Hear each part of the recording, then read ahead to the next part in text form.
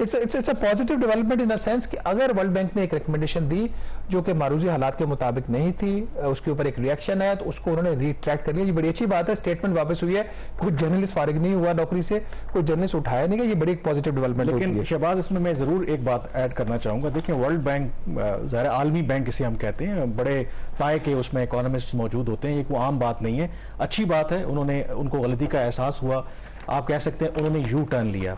लेकिन इससे एक क्रिटिसिज्म जो है या ये जो व्यू है ये फर्दर इंडोर्स होता है कि हमारे यहाँ आपको पता ना कि एक व्यू पाया जाता है बल्कि थर्ड वर्ल्ड कंट्रीज में कि जो इंटरनेशनल फाइनेंशियल इंस्टीट्यूशंस हैं, इररिस्पेक्टिव कि किस मुल्क के क्या मारूजी हालात हैं, इनके पास एक ही रेसिपी होती है। मसलन IMF है, इजिप्ट में जाएगा उसके पास एक ही वो फार्मूला होगा, वो अफ्रीका जाएगा, पाकिस्तान जाएगा, वो मारूजी हालात नहीं देखते कि क्या जो कंडीशंस वो अटैच करना चाह रहे हैं क्या वो उस मुल्क के लिए सूटेबल हैं।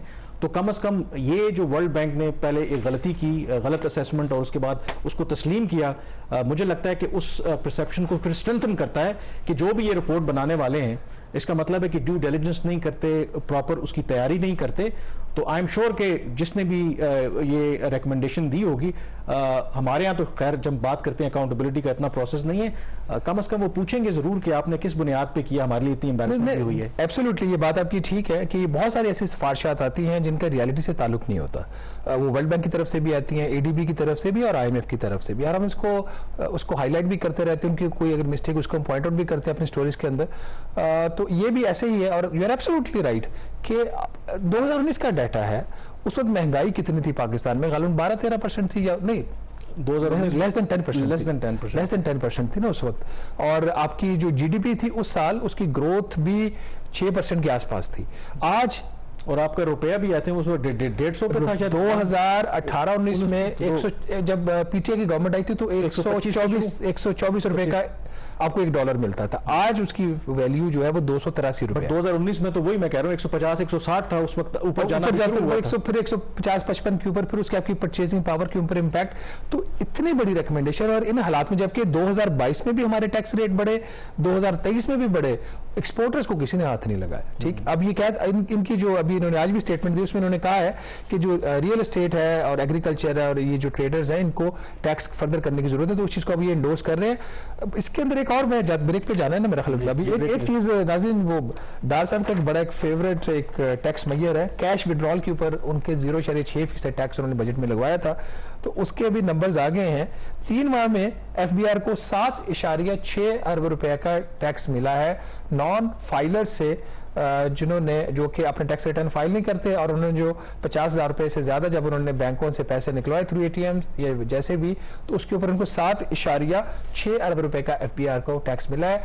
Former prime minister Shahid Khaqan Abbasi साहब बड़ी खूबसूरत बात कहते हैं कि पाकिस्तान एक यूनिक मुल्क है जहां पे आपको ये कहा जाता है कि अगर आपने रिटर्न फाइल नहीं करना अपना गोशवारा आमदन का, मत करें, हमें थोड़ा सा टैक्स ज्यादा दे दें। तो ये 0.6% भी कामरन वही चीज है। चले यहाँ पे ब्रेक लेते हैं और ब्रेक के बाद तस्करा करेंगे कि वर्ल्ड बैंक ने पाकिस्तान की जो मईशत है उसके हवाले से क्या प्रोजेक्शन किया और वो कौन से अहदाफ हैं जो IMF ने हमारे लिए सेट किए थे, और खदशा ये है कि पाकिस्तान उन अहदाफ को मिस कर जाएगा। ब्रेक के बाद इस पर बात करेंगे।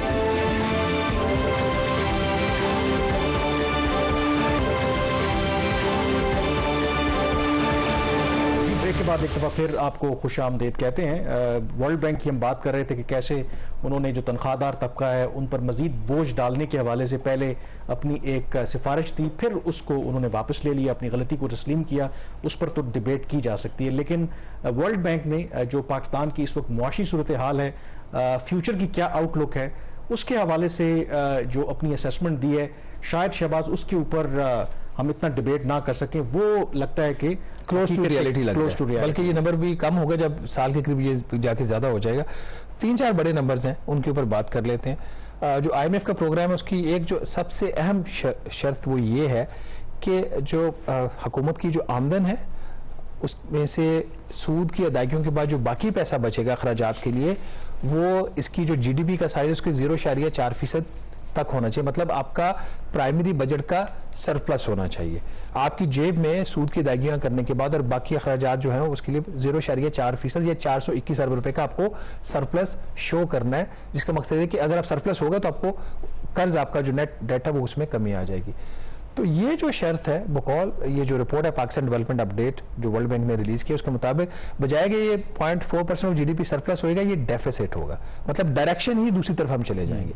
तो ये यहाँ पे एक प्रॉब्लमेटिक एरिया है। इसकी अभी जब IMF का रिव्यू होने वाला है, उसकी डेट्स अभी फाइनल आज तक भी नहीं हुई और ना ही वो लग रहा है कि इस महीने के आखिर तक आएंगे, आ भी सकते हैं, बट लग ऐसे रंग शायद नवंबर में भी ये रिव्यू होगा, तो उसमें ये प्रॉब्लमेटिक एरिया हो सकता है। दूसरा, अब यही वर्ल्ड बैंक की रिपोर्ट हमें बताती है कि पिछले 2 माली साल जो गुजरे हैं उसमें पाकिस्तान ने अपनी तारीख का तो नहीं, ये जो पिछले 20 सालों में two highest ever budget deficits इन्होंने रन किए थे, कुछ 7.8% एक साल, फिर 7.6%। तो अब फिर दोबारा इनकी जो फोरकास्ट आई है उसके मुताबिक इस साल भी जो बजट का खसारा है ओवरऑल, पहले तो हम बात करेंगे प्राइमरी की, ओवरऑल बजट का खसारा इनका रहेगा तकरीबन 7.6% के करीब, विच मीन्स को 8,200 अरब रुपए का बजट का खसारा होगा। हुकूमत का हदफ है कोई 6,900 अरब रुपए तक इसको महदूद रखने का, तो हदफ से कोई 1,300 अरब रुपया ज्यादा का इसका खसारा होगा। लेकिन एक इंटरेस्टिंग चीज़ नाज़रीन को बताते जाते हैं, जीडीपी ग्रोथ की जो नंबर्स हैं वो बड़े हमारे यहाँ डिबेट होते हैं।